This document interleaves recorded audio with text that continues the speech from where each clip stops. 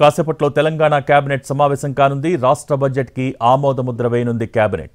ముఖ్యమంత్రి రేవంత్ రెడ్డి అధ్యక్షతన జరిగే ఈ సమావేశంలో ఇరిగేషన్ శాఖపై శ్వేతపత్రం, విజిలెన్స్ నివేదికపై చర్చించే అవకాశం ఉంది. కాళేశ్వరంపై విచారణకు జడ్జినివ్వాలని గతంలోనే కోరింది ప్రభుత్వం. సిట్టింగ్ జడ్జిని ఇవ్వలేమని హైకోర్టు తెలిపింది. రిటైర్డ్ జడ్జిని ఇవ్వటానికి హైకోర్టు సుముఖత చూపడంతో తదుపరి చర్యలపై ఇవాళ చర్చించే అవకాశం ఉంది.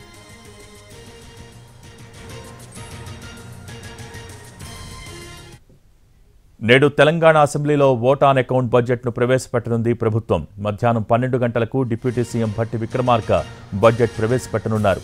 12, 13న బడ్జెట్పై అసెంబ్లీలో చర్చ జరగనుంది. ఓట్ ఆన్ అకౌంట్ బడ్జెట్ 2.85 కోట్ల నుంచి 3 లక్షల కోట్ల వరకు ఉండే అవకాశం ఉంది. కాంగ్రెస్ ప్రభుత్వం ఇచ్చిన 6 గ్యారంటీల అమలు ఫోకస్గానే బడ్జెట్ కేటాయింపులు ఉండనున్నాయి.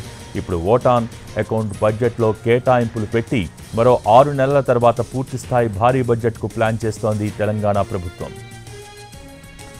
తెలంగాణ అసెంబ్లీలో ప్రభుత్వం 2024-25 బడ్జెట్ ప్రవేశపెట్టనుంది.